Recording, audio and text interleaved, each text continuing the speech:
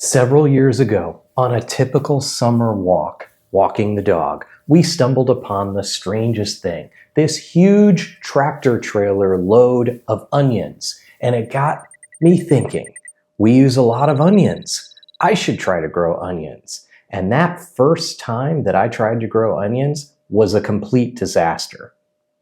After months and months of care and taking up a significant part of the garden, all I got was a few onions that made it, and they were the size of marbles and golf balls.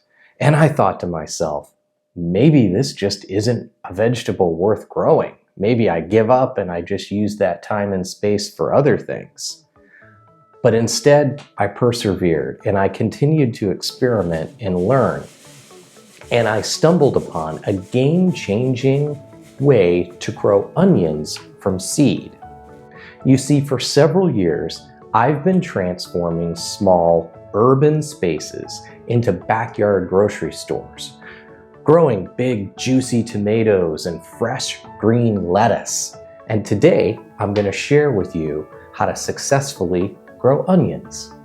My onion growing turning point came when I was researching why my onions didn't do very well, and I started to realize that I wasn't really growing the greatest varieties. And when I tried to order onion sets again, I couldn't get the ones that I wanted. I only could get them via seeds. And so I figured, what do I have to lose? I'll order some seeds. Seeds are relatively inexpensive, right? And I'll give it one last shot. It couldn't get any worse, that's for sure. My first idea was to direct sow them. After all, they were root vegetables, and you sow root vegetables directly into the ground in your garden. And that ended up being, frankly, even a worse disaster than the first time I tried to grow onions. They grew up spindly, they got ravaged by squirrels. But that's when I had a light bulb moment, and I was like, what do I have to lose? Again, I don't want to give up and experiment. And I thought to myself, well, if the onions come as sets, and they've been removed from the soil, then why don't I just give it a shot, as crazy as it sounds, and plant up a tray of onions? I'm pretty confident that I can get those to grow really well in the tray, and I'll be transplanting them as transplants with soil. Maybe it'll work. Well, planting the onion seeds in the tray and building them up for several weeks, getting a bunch of them to germinate, worked really well, but it still didn't give me the kind of onions that I wanted to harvest. But it seemed pretty obvious what I might want to do, and that's get the onion transplants even bigger before I plant them out. So I looked at the calendar. You plant onions into the ground 4 to 6 weeks before the last frost, and that's what I had done. And so I said to myself, well, what if, kind of like tomatoes and peppers, what if I grew them for several months before I was going to plant them out? And what I could do is I could get these onions bigger and bigger and bigger. And so that's what I did. I planted those onions indoors in the trays January 15th and cared for them for all of those months until 4 to 6 weeks before my last frost, and transplanted them in the garden. And they were much bigger looking, just as plants. Obviously, if you haven't grown onions before, they wouldn't be bulbing up at that point. But they were really thick, thick like a pencil, and they were super healthy. And boy, did they take off when the spring started warming up and it started to transition into summertime. And we got the biggest, onion harvest we ever have. In fact, as I'm filming this video, we are still eating onions from that harvest that we cured outside. After my early disasters, I realized that in order for onions to thrive both indoors and out, they need some very specific conditions. My turning point was seeds, because I couldn't find the varieties that really would thrive in my climate through starts, or those little bunches of onions, right? Sets, as some people call them. And so seeds was the first thing, and getting the right kind. These seeds are long day onions. That's the type of variety they are. You might need short day. You can look that up online, and I'll include that information in here as well. But that is the first thing that you want to make sure, is you determine what day length of onion that you require, and then do some research around the varieties that others, if you can find it specifically in your area, is even better, that have had great luck with growing those onions. And that's the first thing.